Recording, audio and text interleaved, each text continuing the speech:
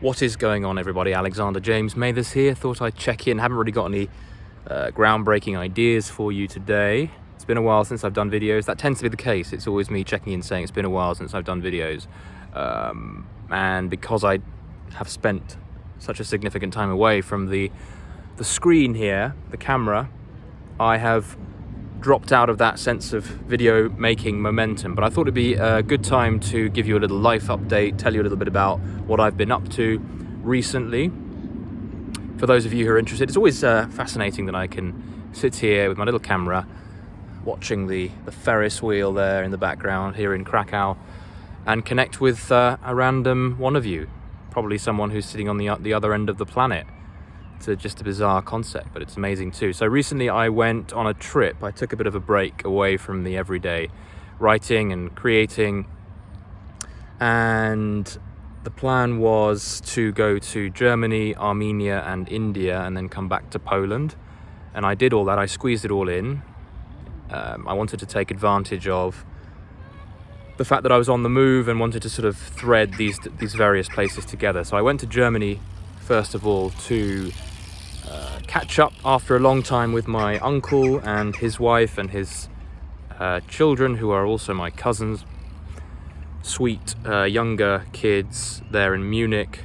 Saw them for a couple of days. He showed me his farmhouse thing that he's got going in Austria, just across the border. Went over to have a look at that place, which was beautiful, in Kitzbühel, and great time just to catch up and experience a bit of a change of pace and a change of scene.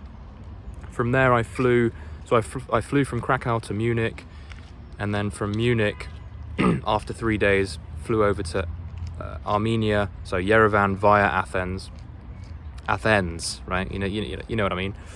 And arrived in Yerevan with the intention of just checking out the place, really. I'd heard good things about it. I'm interested in setting up a handful of residencies around the world, just as a way to be as geographically flexible as I can be. Having a residency doesn't necessarily mean that I live there as a home.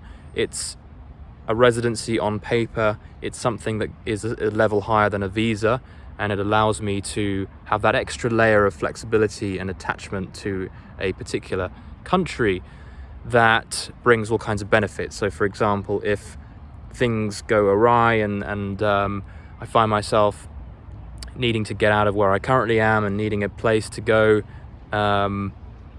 that's nearby, for example, maybe war breaks out or something, it's handy to have a country that opens its arms to you, that doesn't see you as just another tourist with needing a visa.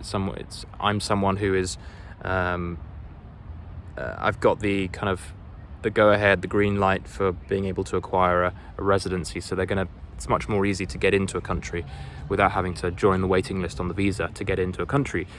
And other various benefits. It's nice to have that flexibility, that location independence, and not necessarily be tied to any one place, because then you're too reliant on the outcomes over time that happen in that particular locality, that country, that city.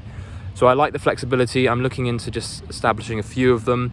The reason I want to get on with it is because this kind of thing is going to get harder and harder over time.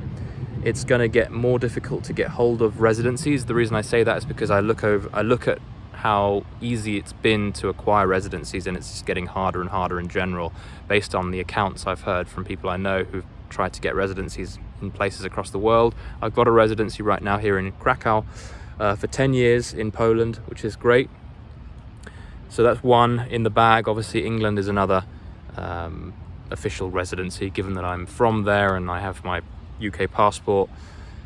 And Yerevan was interesting. It's got pros and cons. It's a beautiful city, much more modern than I expected, and bustling and hustling and bustling, a lot of traffic. Compared to Tbilisi, I thought they'd be similar. I actually thought that Yerevan would be a little bit more behind in many ways in terms of modernity and development, but it was actually the other way around in many aspects, not in all.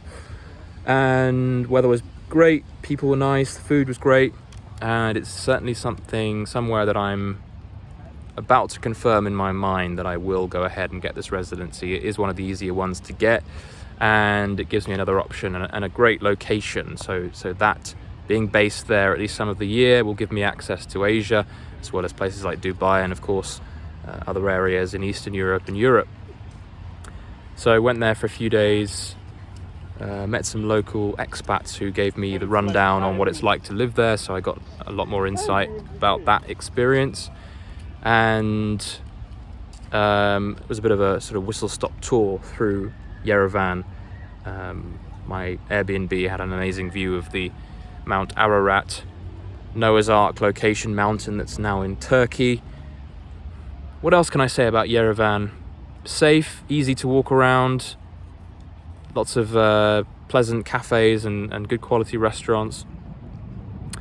Lots of women that look like Kim Kardashian walking about, lots of straight black hair, and definitely an interesting place. I'm also curious about what's outside of the city as well, and it looks as though Armenia has some great outdoors, some mountainous areas and that kind of thing, forests and things like that interest me. I might potentially build a house there. I'm looking right now, one of my big interests is buying some land somewhere, anywhere in the world really, somewhere, ideally in Europe, perhaps in Eastern Europe, but Armenia's been looking interesting. Obviously I'd have to find a place that allows foreigners to buy land and build on land, but regardless of my life situation, whether I have a partner in the picture or whatever, and what my job's doing and that kind of stuff, I've just got this yearning inside to break up this pattern of showing up every day at a screen, although I will continue that, but there's something else that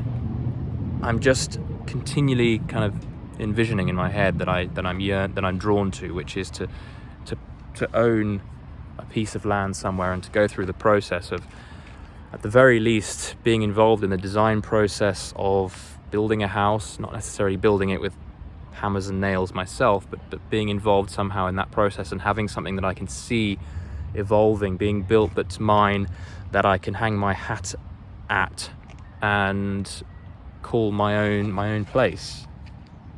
Feel a little bit more settled in some sort of a base, somewhere ideally that allows me to build things physically. That, you know, I love the idea of having a workshop, hot tub, studio to paint in, ample outdoor space for mucking about with dogs and doing a bit of archery and, you know, chopping down trees and things like that. You know, it's in my DNA, the need for that. So I'm looking to establish a place somewhere that allows me to do a bit of that within the next 5 years or so. Armenia is interesting for that. Went from Yerevan to Dubai, quick stopover, and then on to New Delhi, where it was about 40 degrees C, very hot, dusty, smoggy, very, very India, very fast-paced and a lot happening in traffic and lots of people trying to beckon you over for tours and getting swindled left, right and centre. But I love the city. There's something about it that's interesting and Moorish, and I look forward to going back to Delhi. There's a lot of interesting architecture, and there's an edginess to it and a character to it that's unmatched.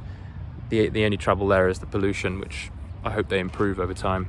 But that was a very quick base before heading off to the north of India in a place called Shimla. I took a flight over to Shimla, which is a sort of mountainous area, much cooler, 20 degrees, 15 degrees sort of levels, degrees C, monkeys, there's no flat land anywhere in Shimla. It's a really interesting little large town, I'd say, but there's all of these residential houses strewn across the mountainscape there, with a lot of sort of terraced buildings set up on the sides of steep slopes. And I'm going to be putting together a video soon on this channel that stitches together all of these experiences and videos.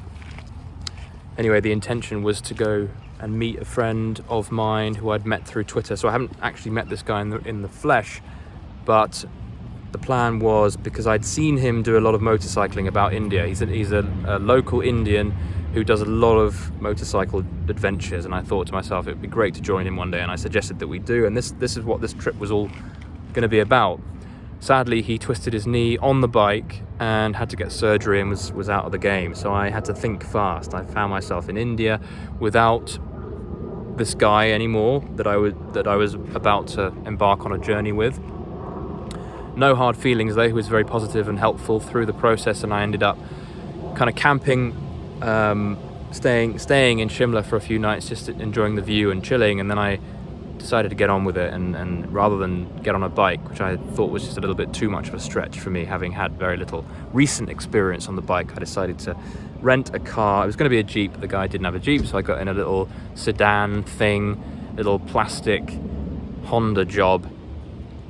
And as soon as I got in there, I realized it was a manual, and I had asked for an automatic. That was just kind of scared me asking for an easier solution, and found myself struggling for a bit. And the guy who was renting me the car got a little bit nervous. So, are you sure you're going to be, can we downgrade what you're planning for this trip? Maybe you don't want to go to the places that you said you're going to go. But I decided to go for it, and ended up on a 3-day, very long, I think I covered about 900 kilometers across northern India, so 6-7 hours north of Shimla in the Himalayas. And I was expecting pretty flat valleys, to be honest, quite dusty, flat, not much mountains, maybe mountains in the distance, but I found myself just knee deep in Himalayan mountainscapes for 3 days, and it was fantastic. I did enter into some pretty dodgy experiences in the car. Particularly on that first night, I decided to go all the way to a place called Raksham, which is, I anticipated would be about 7 hours drive from Shimla. It turned out to be an 11-hour monster drive into the night, and I had no idea that the final stretch, 3-hour drive, was basically on car widthed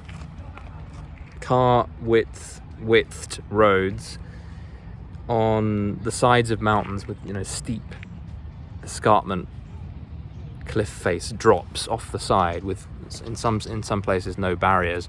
And I was kind of weaving my way along these kind of winding mountain passages in the dead of night with clouds rolling through, so I could barely see anything.